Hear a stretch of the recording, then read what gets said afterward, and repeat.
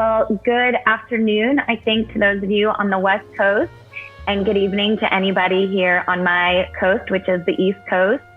Thank you, Brandon, so much for the introduction, and I hope everyone gets something out of this. So we're going to chat a bit about intellectual property for game dev in general, for indies who are producing content, and I'll touch a little bit on if you're on the side of maybe engaging others, whether it's for your own development project or if you're having some help with any projects that you are working on. So thank you again to Brandon and the game dev team. And yeah, let's get to it. So briefly, we will touch on business entities and formations. Oftentimes there's a great reason to work through a business entity. So we'll spend just a few minutes talking about that, some helpful tips. A little bit about contracts and some pretty important points, both in terms of managing your relationships with studios and production teams that might be hiring you to create content and work to be incorporated into games and other software that they're working on. And also from the side, if you are getting extra help on your team to create some of this. And then in depth about the IP. So we'll talk just a little bit about protecting your business with trademarks, and protecting your brand and protecting your creation. So a little bit about patents and copyrights also. And just super briefly about Shraybman Law, we are a boutique firm based in Miami, Florida. We focus on business and intellectual property. We work with entrepreneurs and a lot of creatives, including independent game developers, production studios, graphic studios, and others. And also a little bit of nonprofits, which we will touch on very, very briefly. So having a business, even if you are an independent worker, an independent creator, sometimes it is beneficial for you to operate through a business entity, whether it's an LLC or a corporation, or in some cases, a nonprofit, though we'll talk about the connection with nonprofits in a different respect. So having a business, it gives you a little bit of liability. So in the event that something goes wrong with a project you have worked on, or a big event like a conference you have put on, or some other, really anything that you're doing in your work, if you have a business and something goes wrong, that creates a barrier and a degree of separation between your individual assets, your personal assets, and anything that might be owned by the business. And so also the business expense, that is a huge, amazing thing that comes with a lot of benefit on the tax side for businesses. I will get into that a little bit more briefly. So, all right. So the business expense, if you are doing anything like traveling for your meetings, or meeting with clients, or going to events where maybe your projects are being presented and things like that, then having a business is a great way to be able to write off some of those expenses. At the end of the year, when you're filing your taxes, if you have a home office that you're working out of, if you are buying supplies, tools, equipment, all of that can start to be written off from as business expenses. And if you have an LLC, there's an added benefit of that being a pass-through to your personal expenses. So it's kind of a way to save some money. Common types of business entities, the LLC, it's kind of the simplest, most basic form of business entity, easy to set up, easy to maintain, gives you the protections from liability that I just mentioned, and also some of the tax benefits. For-profit corporations, if you are a design studio, if you are a larger company that might be, or if you're a startup game house or game studio, you might be considering working with investors. So a couple of years ago, one of our first clients actually was a game development shop, and they basically were looking to take on investors, and we put together an entire deal for their investors and for basically for the upside for people that were investing in this startup in order for it to have the resources it needs to hire the team, hire their developers, hire their software folks, really to put together the whole team to create this game. Now, I believe they're about 4 years into development.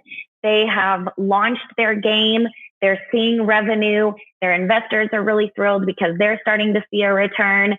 And there was also this awesome aspect of their business that they started where basically a small percentage of their profits were going to another nonprofit organization that had a mission for environmentalism and animal welfare, which tied into the theme of their game. So nonprofits it's unlikely that as an indie or as a gaming studio that you would incorporate as a nonprofit, but sometimes there are really great partnerships that can be formed between those. So it was just worth mentioning. I kind of already went through some of this stuff. LLC, it can be you or a whole team. You'll want something called an operating agreement if you are an LLC. If you're a corporation, it would be bylaws. And for both of these, usually the formation documents are pretty simple. You can usually do them online. But if ever anybody has questions, by all means, let us know. We'll be happy to help. The nonprofit, I think we can skip it for now. Forming a business, for time, we'll skip this. It's pretty easy, pretty standardized. Each state has kind of made it easy to do online. So, importantly, now that you're in business, 3 intellectual property, I'll refer to it as IP, 3 IP concepts that are going to be pretty important for you. You can protect your company with contracts. K is kind of a shorthand for contract.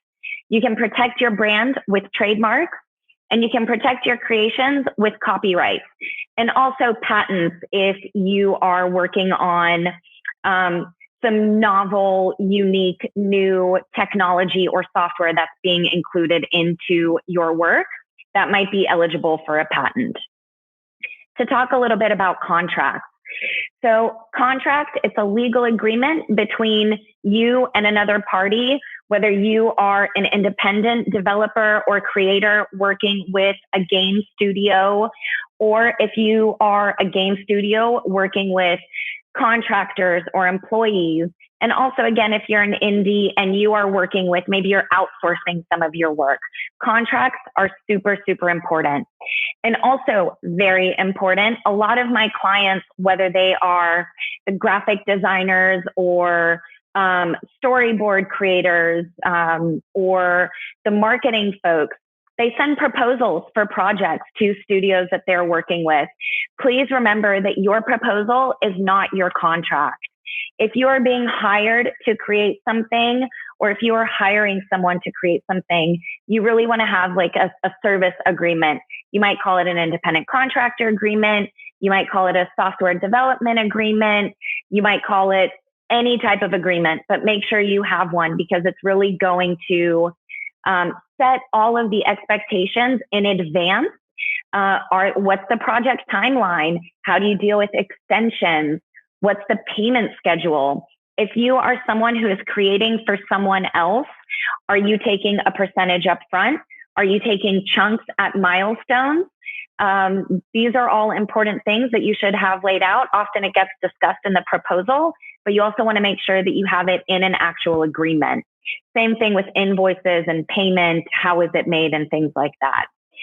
One thing that comes up a lot is revisions. A lot of times my independent clients They're so excited for big projects, especially when it comes from a big studio house, that they say, yeah, it's X dollars is the fee to create this project. And one thing that they never anticipate is the number of revisions that they end up being asked to make. And sometimes the number of revisions or the types of revisions are so far beyond the scope that the creator had in mind that really at the end of the day, they kind of end up losing money. So make sure that you talk about those things and that your agreements lay it out. And ownership. This will come up a little bit more, but you definitely want to outline who owns what in your agreement. We're going to talk about work for hire in just a few minutes. Work for hire. There we go. It's going to be coming up soon. So IP stuff, trademarks, copyrights, patents. What's the difference between some of this stuff? So you're going to protect your brand with a trademark. Even if you are an independent developer, you might have a company, you might have a reputation that is worthy of protecting, and a trademark is the way to do that. So as you become known for the quality of your work and the services you provide, like Game Dev Unchanged, it's Unchained, not Unchanged. Game Dev Unchained is developing a reputation. And the best way to protect that is with something like a trademark. You can do a trademark on a federal level with the USPTO, that's the Patent and Trademark Office, or on a state level. State level is usually easier and quicker, but the federal level, especially in the world of gaming and online games, there's, and Twitch and Discord, all of this, we really are not a localized industry anymore. We are national, we are global, and having a federal trademark will protect your reputation within all 50 states in the US. You can also apply for trademarks internationally. When you are getting to that level, definitely call me for a conversation about that, because that's pretty exciting. And thankfully, in recent years, the World Intellectual Property Organization has really simplified the way that companies and individuals in separate countries and different countries can get protection of their trademarks and their brands globally. There's a little bit more about the specifics with the USPTO. For time, I'll skip it, and it's mostly mentioned. I'm happy to share the slides afterwards if anybody's interested. So you protect your copyright, or you protect your creation with a copyright. So graphics that you are creating, the imagery in the game or in the software, the characters, sometimes the storyline, all of these things are copyrightable. Oftentimes, so if you're being hired by a studio to create something, they're going to expect that they are buying the copyright from you. Really, a copyright is a birthright. So when you create something, when you sketch something, when you draw something, when you take it to the computer and make it digital, by virtue of creating that thing, you have a copyright in that creation.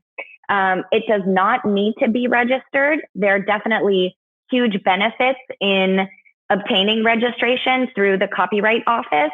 The most important one being that if anybody ever infringes your creation, there are statutory damages. That's a fancy legal phrase to mean that by virtue of having a registration, if anyone infringes, you are able to pursue a certain amount of money that you wouldn't necessarily be able to obtain if you didn't have the registration.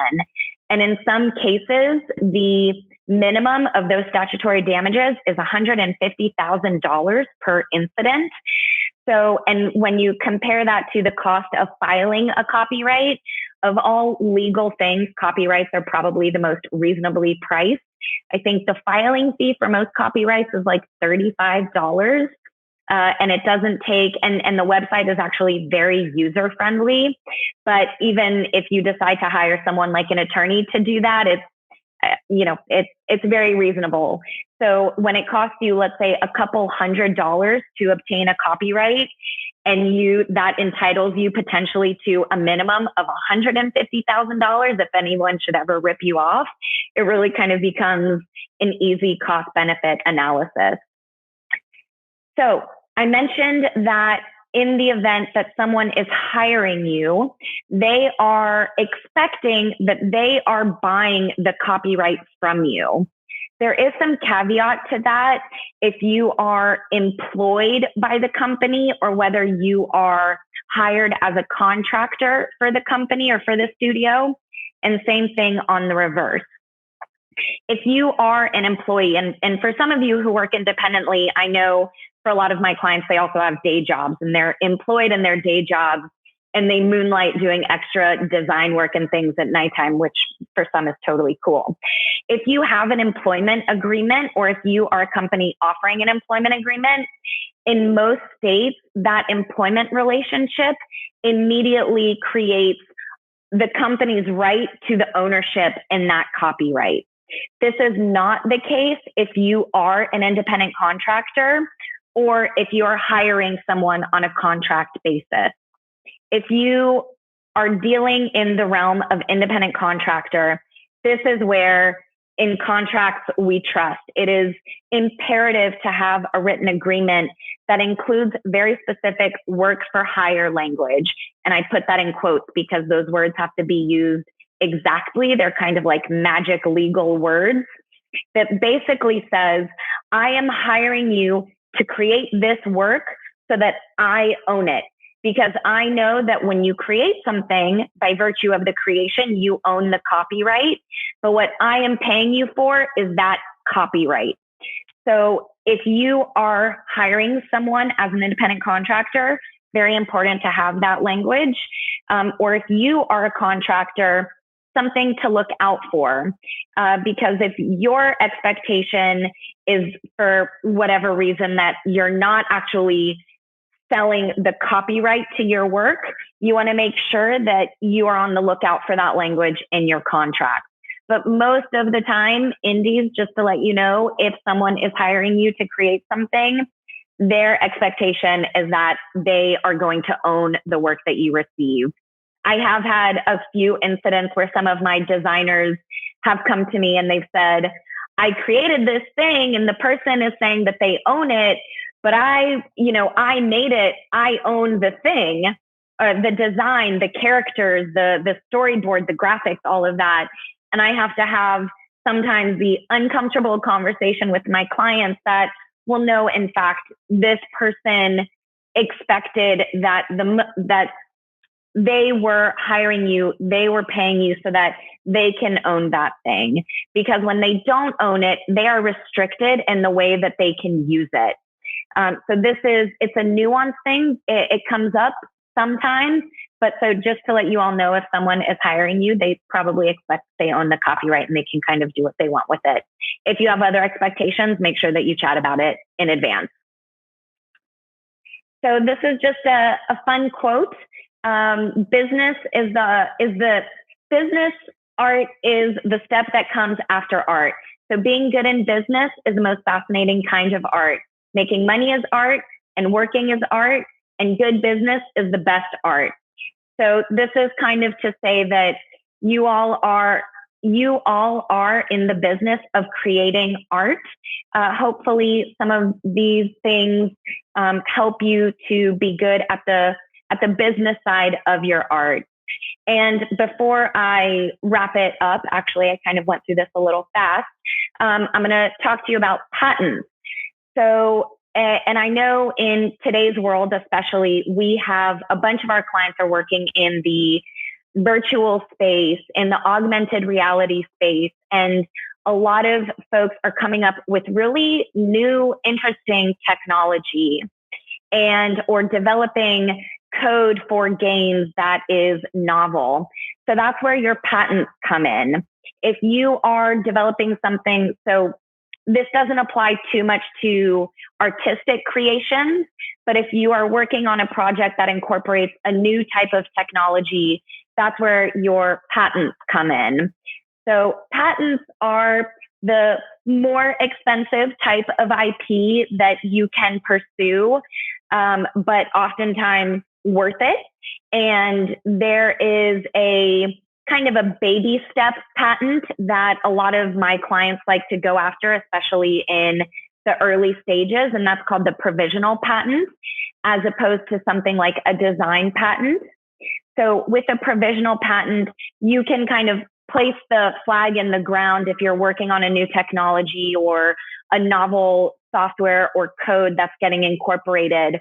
And it essentially buys you about a year of time to really develop that product or that software that you're using. And then another thing, all of this stuff can be licensed.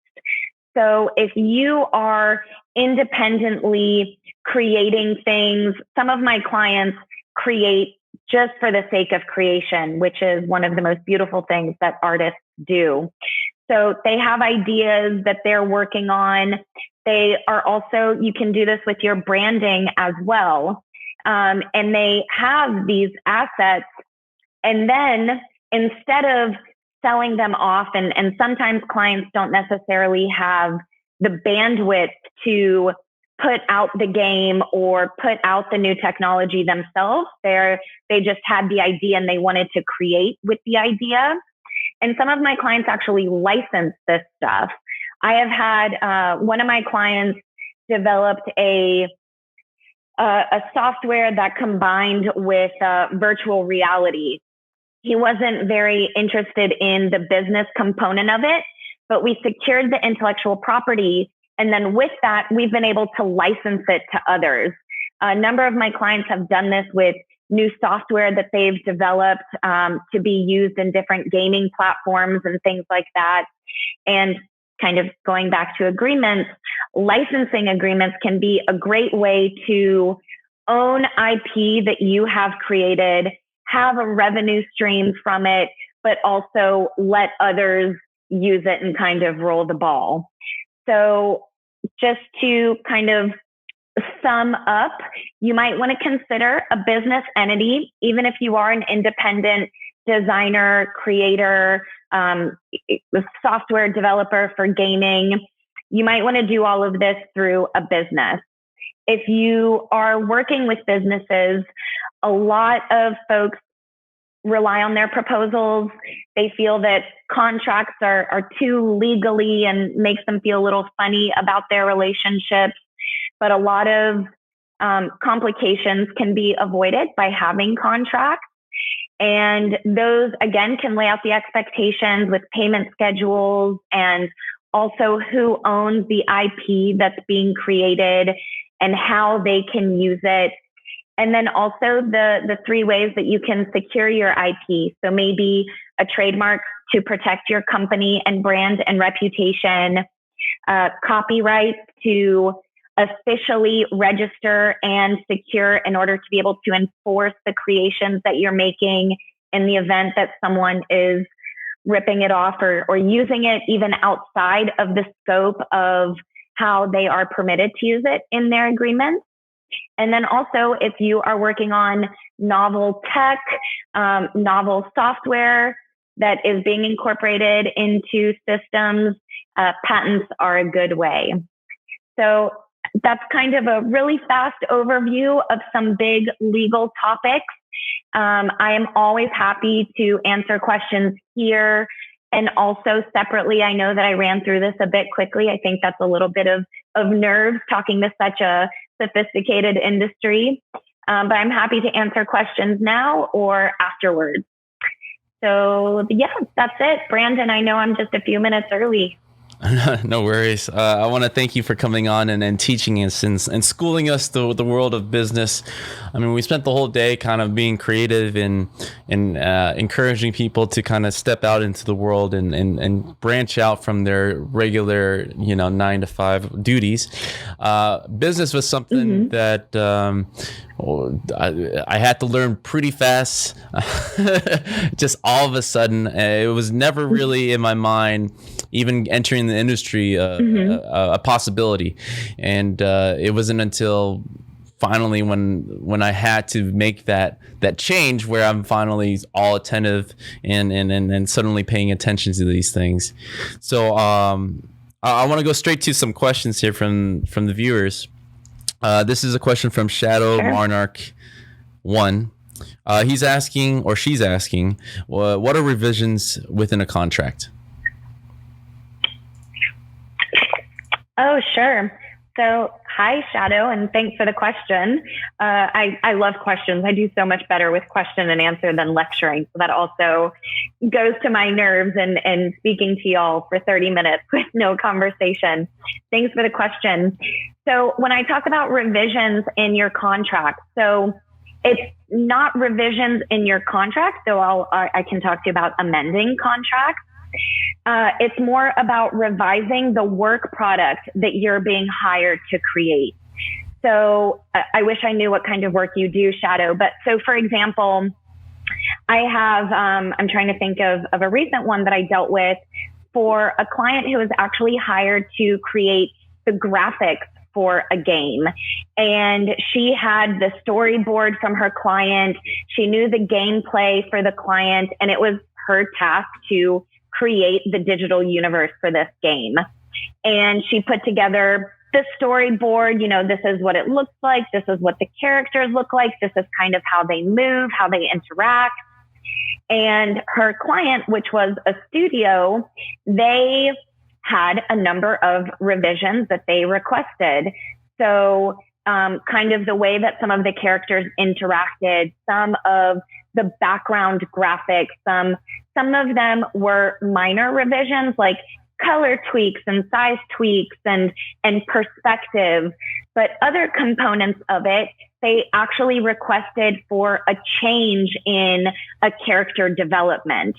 And that part of it was outside the scope of what she considered to be what she had been hired for, because it wasn't that they were asking for her to change the way that she had designed something. It was actually that the studio had changed the storyline for that character. And so and thankfully she had a contract at the time. And we did lay out what the studio's expectations were. Everything was very detailed. And she was able to point to that and say, look, you know, this was the storyline that you gave me for the character. We agreed on these types of revisions in terms of perspective and graphics and things like that. But change in story is outside the scope of what you had hired me for. And so thankfully she was able to point to that. And in her case, the studio said, you know what, we get it. That was kind of our bad. And, you know, that we made this significant change. And we had in her contract, quotes for substantive revisions like that. And so thankfully in her case, she was able to explain it to them and then get paid at her hourly rate to make those changes, as opposed to some clients that have come to me with similar scenarios, but they didn't have contracts. And then we kind of had to negotiate a bit of an awkward conversation with their clients and kind of make some sacrifices in order to please the studio or the dev shop that they were working with in order to maintain the relationship. And also make sure that those clients weren't spending, you know, twice as much time on a project that they had already estimated and priced out. Fantastic. This is a follow-up, another question from Don Soup. So he's trying to figure out if he can show a company or client work publicly. So this is a very common issue with developers who have a lot of NDA work, and when their contract is done, you know, it's not public yet. I mean, what's the safest way to kind of show work? Oh, yeah. So does that mean, I think that what they mean by that, what Don means by that is whether it can be included like in his portfolio or in his personal marketing for work that he has done. Yes. You think that's what he's asking, right, Brandon? Right. Basically, they're looking for a new job, but they have a lot of NDA work that they can't publicly show? Yeah, definitely. And I think I kind of skimmed over that in an earlier slide. So I'm glad that question was asked. So the answer, which is a very lawyerly answer, is it depends. I very rarely, I hate saying that because it's like such a stereotypical lawyer answer, but it really does depend on what the NDA says. I'm so glad, Dawn, that you asked that question, because a lot of times, if you are receiving a contract from a studio or a company that is hiring you, a lot of my clients feel so excited to be securing sometimes really big projects that they're nervous to ask for any revisions to the contract, or basically to negotiate the contract. But like 90% of the time, the contracts are negotiable. So when you see something like a non-disclosure or a non-compete, read it, see what it says. If it says categorically that you cannot share the work that you do ever, that's usually not the case, but sometimes contracts are not created by attorneys. They're, maybe downloaded from online or something like that, or sometimes they're drafted by really aggressive attorneys. I tend to be a collaborative attorney, and all of our contracts are really drafted to be about creating a relationship, not about one side like getting the best over the other.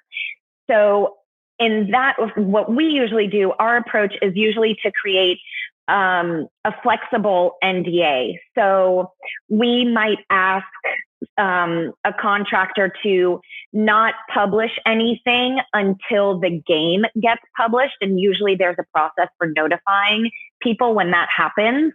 And most of the time, we totally allow clients to incorporate work that they have done in their portfolios or to market it in their social media or on their website, things like that. So if you have if your non-disclosure says not to talk about anything while it's all in development, that's kind of fair.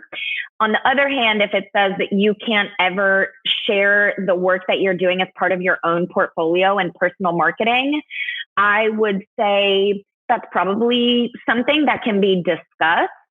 I would be surprised if that was necessarily the person's intention to restrict you from ever being able to incorporate that into your portfolio. Okay. This question is from our moderator. So this is so if he was hired to art direct X amount of videos and direct other freelancers, and the client takes the project by giving it to I'm probably gonna have to read this a couple of times, giving this to their internal producer when he is 80% done, saying that he did not finish the X amount of videos, thus they do not owe him any payment, even though the content is completed without the last 20%. What should he do, or what should he have done or can do? Okay, so you might have to run that by me again. So person was hired to create a certain number of videos, and they delivered not all of the videos, but enough videos for whatever purpose it was being hired for. Yes. Mm-hmm. So basically he finished 80% of the work, but they took the remaining 20% and ended up avoiding payment. Oh, yeah. So kind of like, you didn't do everything, so we don't owe you anything. Exactly. Argument. Yes. Yeah. Generally not cool, I think. Though I will say that right now I'm actually dealing with that scenario on the other side, where a client my client hired someone to create a software. So in this case, this isn't relating to games or to gaming, but it is software. It's analogous. So it's an app, and the dev shop claims that they did everything they were supposed to do. my client is saying that they didn't, and the work product that they received was so incomplete and had so many bugs that they weren't able to use any of it. So this is something that I'm actively trying to sort out between these people. And a lot of times, again, that will come down to what the contract says and also what the relationship is between the company. And I have seen this on both sides, which makes it a bit of a difficult question to answer specifically because circumstances can be so different. In the event that you have created work product and you have delivered work product and that work product is being used, I think that is the key. So even if it might be considered incomplete on either side of it, if that work product is being used, I think there is definitely room for figuring out it might not be 100% of the payment because it wasn't 100% of the work. But certainly if your work is being used, you are entitled to be compensated for your time and your effort and the value that the other side received from your work, even if it wasn't 100%. On the other hand, if you have, let's say, created 80% of what needed to be created and you delivered that product, and then that product was unusable and the client is saying this was only 80% and we're not able to use it. There's a difference between not being able to use it and not using it, because able to use it, I think that's more important. You're able to, if you choose not to, that's your choice. You still have to compensate the person. But in the event that they cannot, that I think is a bigger conversation to sort out, because in that case, it could be arguable that the work that you were hired to deliver was in fact incomplete, even though you delivered a majority of the work. If it's unusable and therefore incomplete, you might be in breach of the agreement that you were hired to perform. So that's a really interesting and complicated question to answer, which I would be thrilled to have more information and to discuss more. So I hope that helps a little bit, at least to help you put into perspective kind of where you're at in that situation. Yeah, I think that totally makes sense. I mean, if any of the content's being used or you choose not to, I think it also always goes back to the original contract, what was promised and if it was delivered. So this is a question from Nightwolf. When using copyright, royalty-free assets, models, music code, should the sources be included within the credits, or should they be contacted, or just do not bother contacting and use at free will? Depending on popularity, ranging from little-known indie with a smaller subscriber mailing list to millions of fans like Netflix.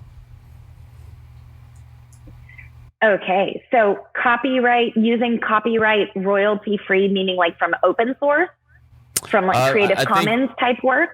Right. I think openly okay work that's been sanctioned copyright free, do you still need to give the credits?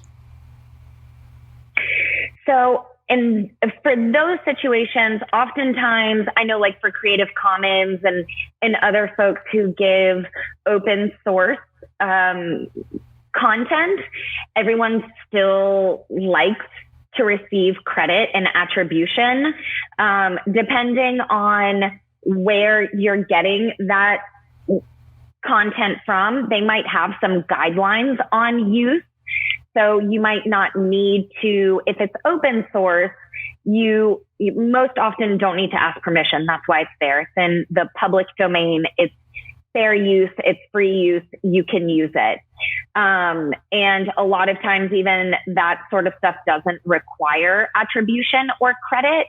I know that I'm trying to think, I was just dealing with this, I feel like just earlier today or yesterday, actually, where a client was using graphics from an open source, but the open source, it was community open source. So it was community contributed content, so many C's, and people could use the content freely, openly, no need to request permission, but they still ask just for creative credit. So, check what the guidelines are from the source that you're receiving it. I always tend to err on the side of caution. And also because I work with so many creatives, I always tell them, like, you're creative. What would you want in that situation? And a lot of times, people like credit, even if they're not getting any money from it. That's totally fine. So just check what the guidelines are. Often those sources have some guidelines, but generally, if it's open source, request is not required. Okay. So we're at the end of the hour. And if I don't see any more questions coming in, I kind of want to ask one last one, and this is from me. So working with a lot of creatives, obviously, what are the common mistakes that you keep seeing us creatives approaching you with, and what would be an easy way to kind of avoid all that? Yeah. So the proposal not being a contract, that's a huge one, especially right now because of COVID, and so many things have just kind of imploded and exploded, and things just changed so drastically, so quickly. It's really brought this to light a whole lot for our clients. Most of our clients, well, now they have contracts because they have to, they talk to me on a regular basis. But a lot of times before they came to us, and in general, I work a lot in the visual art space, and most creatives that's what that quote is all about. Most creatives are focused on their craft, and they're not oftentimes thinking about the business component of it. And this might seem like super businessy or lawyerly of me to say, but there's no shame in having business savviness and also being a creator. And this is a conversation. So I'm part of a local organization down here called Creatives for Creatives.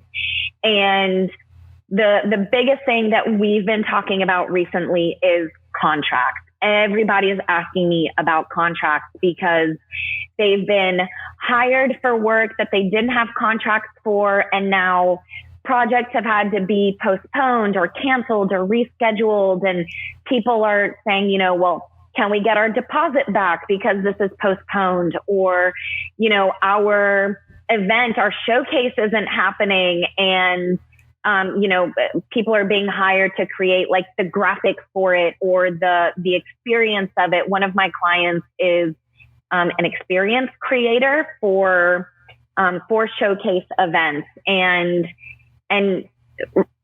people, a lot of conversation right now is happening around, deadlines being postponed and things like that, and what happens, and really, COVID or no COVID, I think COVID is just kind of bringing all this to light for a lot of people, but really having a contract. And as best as I can for my creative clients, I try to keep them as simplified as possible so they're not intimidating.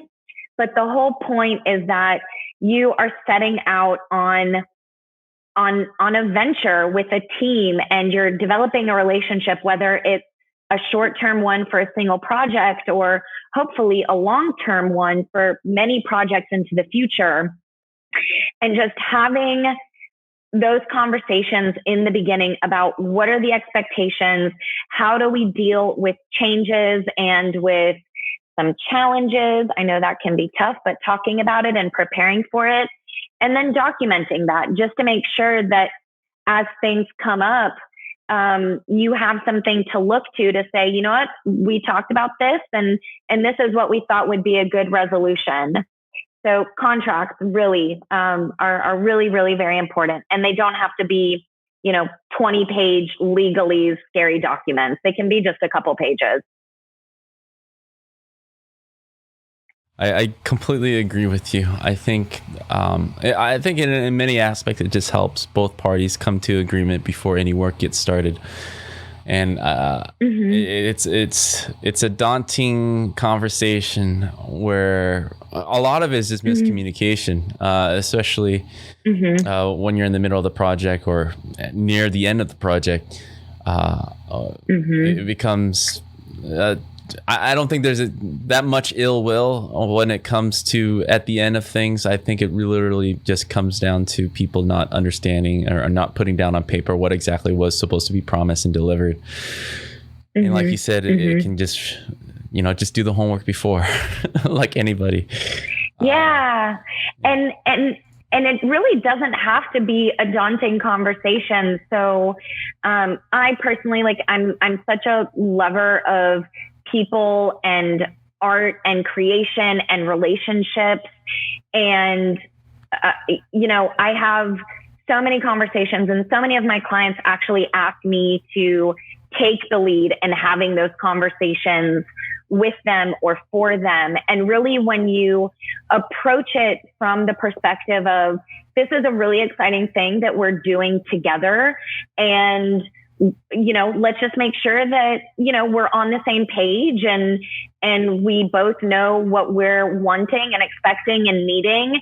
The conversation can really be had, with language of collaboration and teamwork, and not it doesn't have to be intimidating. It doesn't have to be, different sides of a contract. It can be a team coming together and just,